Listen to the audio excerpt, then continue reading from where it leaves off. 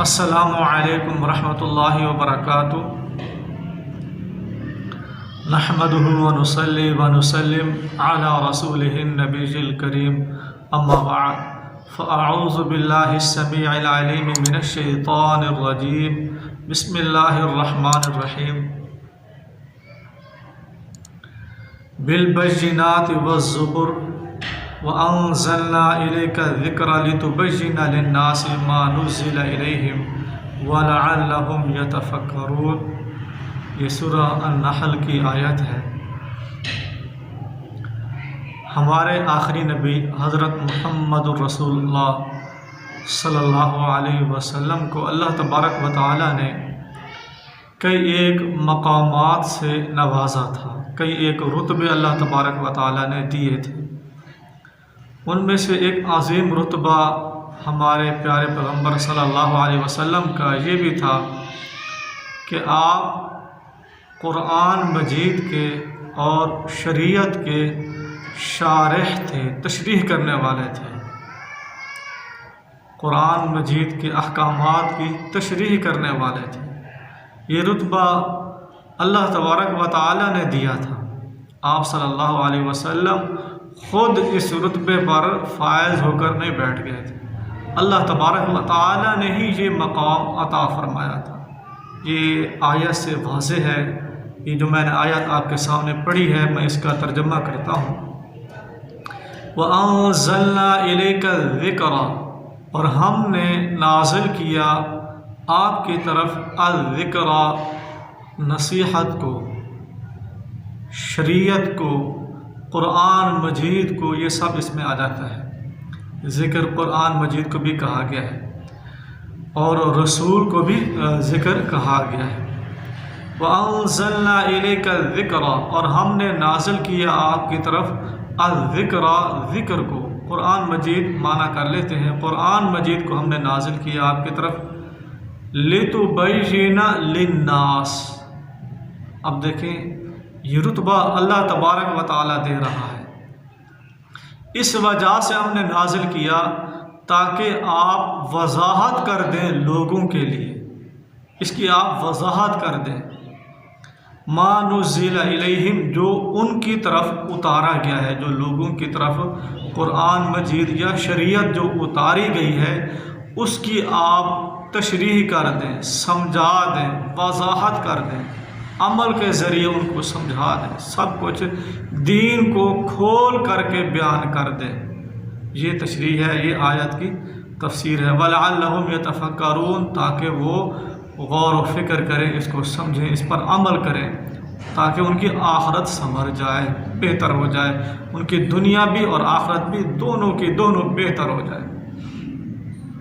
وَأَنزَلْنَا إِلَيْكَ الذِّكْرَ لِتُبَيِّنَ لِلنَّاسِ، اور ہم نے نازل کیا آپ کی طرف ذکر کو، قرآن مجید کو، تاکہ آپ لوگوں کے لیے وضاحت کر دیں جو ان کی طرف نازل ہوا ہے۔ اب دیکھیں، قرآن مجید میں کچھ ایسی آیات بھی ہیں جہاں پر اللہ تبارک و تعالی نے فرمایا ہے وَكَذَلِكَ نُصَرِّفُ الْآيَاتِ وَلِيَقُولُوا دَرَسْتَ وَلِنُبَيِّنَهُ، تاکہ ہم اس کی وضاحت کر دیں۔ وہاں پر اللہ تبارک و تعالی خود فاعل ہے، یہاں پر اللہ تبارک و تعالی کہہ رہے ہیں کہ آپ وضاحت کر دیں۔ تو یقینی بات ہے، اللہ تبارک و تعالی کیسے وضاحت کرے گا؟ اللہ تعالیٰ نے فرمایا ہے میں اس کی وضاحت کروں گا۔ کیسے وضاحت کرے گا؟ وہ نبی کے ذریعے سے ہی ہوگی، کیونکہ اللہ تعالیٰ یہاں پر خود فرما رہا ہے لِتُبَيِّنَ لِلنَّاسِ، یہ آیت ان تمام آیات کی وضاحت ہے۔ یہ آیت جو ہے ان تمام آیات اللہ تعالیٰ وضاحت کرے گا شریعت کی۔ کیسے وضاحت ہوگی؟ وہ نبی کریم صلی اللہ علیہ وسلم کے ذریعے سے وضاحت ہوگی۔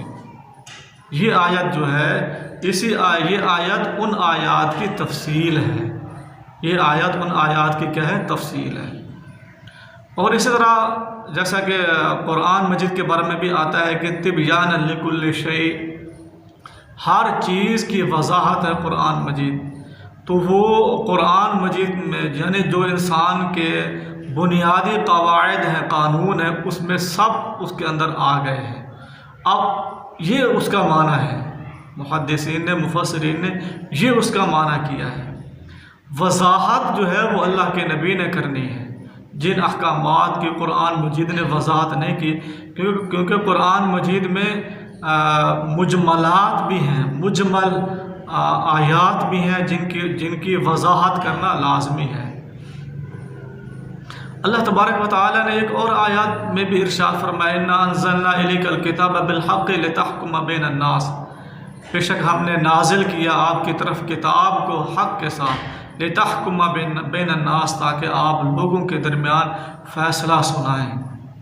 بِمَا أَرَاكَ اللَّهُ، بِمَا أَرَاكَ اللَّهُ، اللہ تعالیٰ فرما رہے ہیں جس طرح ہم آپ کو دکھائیں، جیسا ہم آپ کو سمجھائیں، ویسے آپ نے کیا ہے ان کے درمیان آپ نے فیصلہ کرنا ہے، ان کو سمجھانا ہے۔ تو یہ اراک اللہ کیا چیز تھی؟ یقینی بات ہے اللہ تبارک و تعالی آپ صلی اللہ علیہ وسلم کو وحی فرماتے تھے، اور اللہ کے نبی اس وحی کے ذریعے سے قرآن مجید کی تشریح کیا کرتے تھے۔ مثال کے طور پر اللہ تبارک و تعالی نے اقیم الصلاۃ فرمایا ہے، نماز قائم کرو، وآتوا الزکاۃ، زکوٰۃ دو، اسی طرح بیت اللہ کا حج وغیرہ بہت سارے اور احکامات بھی ہیں۔ جب ہم ایسے لوگوں سے بات کرتے ہیں جو کہتے ہیں کہ جی ہم صرف قرآن کو مانتے ہیں، تو ہم ان کو کہتے ہیں کہ نماز کا طریقہ بتلاؤ، نماز کا طریقہ کہاں ہے؟ قرآن مجید میں نماز پڑھنے کا طریقہ نہیں ہے۔ آپ کا یہ دعویٰ ہے کہ آپ صرف قرآن مجید کو مانتے ہو، قرآن مجید کے علاوہ نبی صلی اللہ علیہ وسلم کی تشریح کو نہیں مانتے، اللہ کے نبی کے عمل کو نہیں مانتے، تو نماز کا طریقہ بتلاؤ، نماز کیسے پڑھنی ہے؟ تو وہ جواب دیتے ہیں، وہ کہتے ہیں نماز پہلے سے چلی آ رہی ہے، نماز پہلے سے چلی آ رہی ہے۔ اچھا جی، نماز پہلے سے چلی آ رہی ہے، ہم آپ کی بات کو مان لیتے ہیں، تو آپ کا یہ دعویٰ تھا کہ ہم قرآن مجید سے ہی شریعت لیں گے، قرآن مجید کو ہم مانتے ہیں، قرآن مجید سے ہی شریعت لیں گے، تو آپ پہلی شریعت کو کیوں لے رہے ہیں؟ طریقہ نماز کا پہلی شریعت سے آپ کیوں لے رہے ہیں؟ آپ کا دعویٰ تو ٹوٹ گیا۔ آپ نے دعویٰ کیا تھا کہ ہم قرآن مجید کو ہی مانتے ہیں، تو پہلی شریعت والا جو عمل ہے وہ آپ کیوں قبول کر رہے ہیں؟ تو یقینی بات ہے جو ہے قرآن کے علاوہ بھی احادیث جو اللہ کے نبی صلی اللہ علیہ وسلم سے چلی آ رہی ہے، جو عمل اللہ کے نبی صلی اللہ علیہ وسلم نے بیان کیا ہے، اس کی وضاحت کی ہے، جس کو حدیث کہتے ہیں، وہ بھی قابل حجت ہے۔ قرآن مجید پر یہ لفظ اقیم الصلاۃ پر عمل تب ہوگا جب ہم احادیث رسول کو مانیں گے۔ اور اگر مثال کے طور پر نماز پہلے سے چلی آ رہی ہے، کب سے چلی آ رہی ہے؟ بعض جواب دیں گے کہ جی حضرت ابراہیم علیہ السلام سے چلی آ رہی ہے۔ نعوذ باللہ، پہلے انبیاء بے نماز تھے، پہلے انبیاء بے نماز نہیں تھے۔ ہم وہ یہ کہیں کہ حضرت آدم علیہ السلام سے چلی آ رہی ہے، ہم کہتے ہیں ٹھیک ہے، آدم علیہ السلام سے یہ نماز چلی آ رہی ہے، کیا اس وقت قرآن مجید تھا؟ نہیں تھا، تو انہوں نے حضرت آدم علیہ السلام نے نماز کو کہاں سے لیا؟ وہ طریقہ کہاں سے اس نے اخذ کیا؟ کیا قرآن مجید سے لیا؟ قرآن مجید تو نہیں تھا۔ اگر قرآن مجید سے لیا ہے طریقہ، تو وہ طریقہ آپ دکھلا دو، کون سی آیات ہے؟ یقینی بات ہے قرآن مجید میں نہیں ہے، وہ اللہ تعالیٰ کی طرف سے وحی ہوئے ہوں گے۔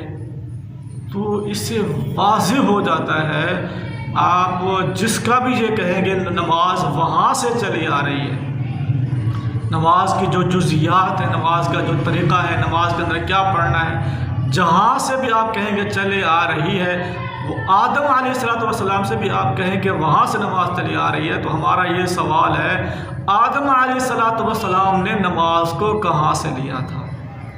آدم علیہ السلام نے طریقہ کہاں سے لیا تھا؟ اگر قرآن مجید سے لیا تھا تو آپ ماشاءاللہ قرآن مجید موجود ہے، آپ وضاحت کریں کون سی آیات ہے، یہی تو ہمارا سوال ہے۔ تو اس سے معلوم ہوتا ہے قرآن نماز کا جو طریقہ ہے وہ قرآن کے علاوہ وحی پر مبنی ہے، وہ بھی عبادت ہے، وہ اسی طرح عبادت ہے، وہ اسی طرح حکم ہے جس طرح قرآن مجید کا حکم ہوتا ہے، جس طرح قرآن مجید کا حکم ہوتا ہے۔ تو اللہ تبارک و تعالی ہمارے ان بھائیوں کو سمجھ عطا فرمائے۔ اللہ تبارک و تعالی ہمارے ان بھائیوں کو جو بھٹک چکے ہیں، گمراہ ہو چکے ہیں، سیدھے راستے سے ہٹ چکے ہیں، اللہ تعالی ان کو ہدایت عطا فرمائے، ان کو سمجھ عطا فرمائے اور یہ لوگ سیدھے راستے پر آ جائیں۔